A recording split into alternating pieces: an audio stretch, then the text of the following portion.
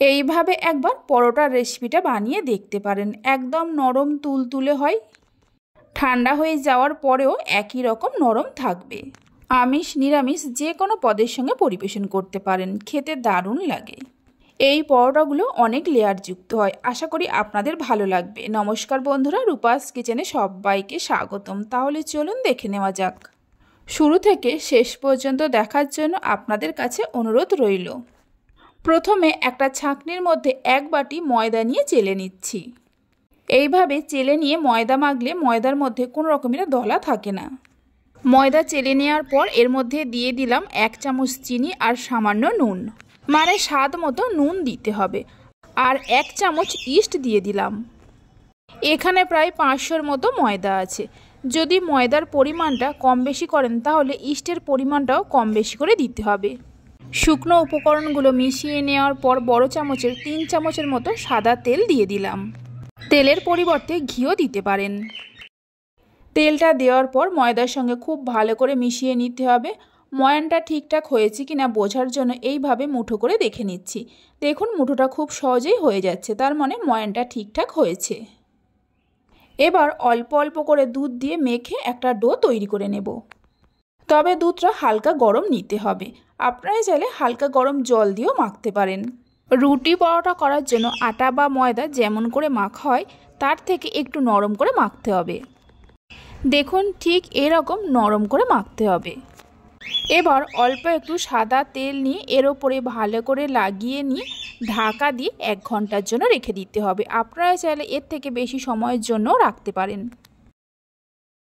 1 ঘন্টা পরে আপনাদের দেখাচ্ছি। দেখুন ডোটা আগের থেকে অনেকটা ফুলে গেছে। ডোটাকে একটু মেখে নিয়ে বড় বড় করে লেচি কেটে নিতে হবে। পরোটা করার জন্য আমরা যেমন লেচি কেটে থাকি এই লেচিগুলো তার থেকে একটু বড় করে কাটতে হবে, কারণ এই পরোটাগুলো একটু মোটা মোটা হবে। লেচিগুলো কেটে নেওয়ার পর লেচিগুলোকে গোল গোল করে নিয়ে ঢাকা দিয়ে এক সাইডে রেখে দিলাম। তারপর একটা করে লেচি নিয়ে আটা বা ময়দার গুঁড়ো ছড়িয়ে গোল করে বেলে নিতে হবে। ভালো লাগলে এইভাবে একবার পরোটার রেসিপিটা বানিয়ে দেখতে পারেন। বাড়িতে বানালে খেয়ে কেমন লাগলো অবশ্যই আমাকে কমেন্ট করে জানাবেন। গোল করে বেলে নেওয়ার পর এর ওপরে অল্প করে সাদা তেল দিয়ে দিচ্ছি। তেলটা দেওয়ার পর ভালো করে লাগিয়ে নিতে হবে। তেলের পরিবর্তে আপনারা ঘিও দিতে পারেন।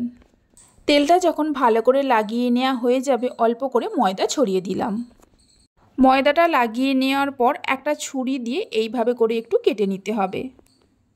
তারপর একটা সাইড থেকে ধরে এইভাবে করে রোলের মতো করে নিতে হবে। এইভাবে পরোটাটা বানালে পরোটার মধ্যে অসংখ্য লেয়ার তৈরি হবে।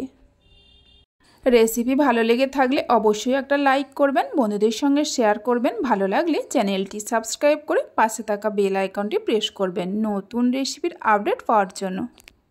রোলের মতো করে নেওয়ার পর লেচিটাকে এক জায়গায় করে নিতে হবে।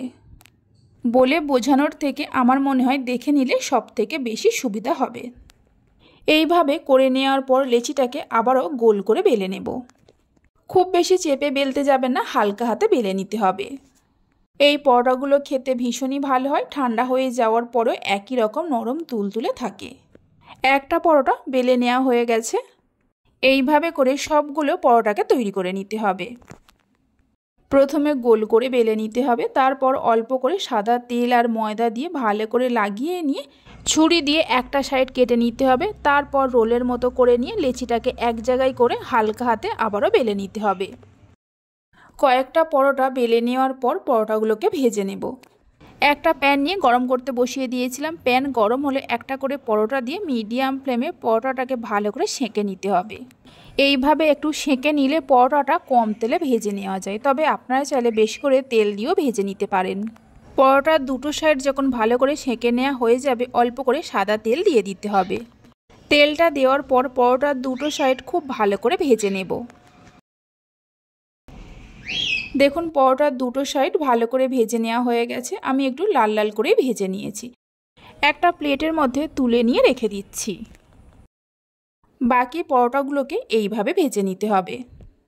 সবগুলো পরোটা ভেজে নেওয়ার পর একটা পরোটাকে আমি নিয়ে দেখিয়ে দিচ্ছি। দেখুন কতটা নরম হয়েছে আর কত লেয়ার তৈরি হয়েছে।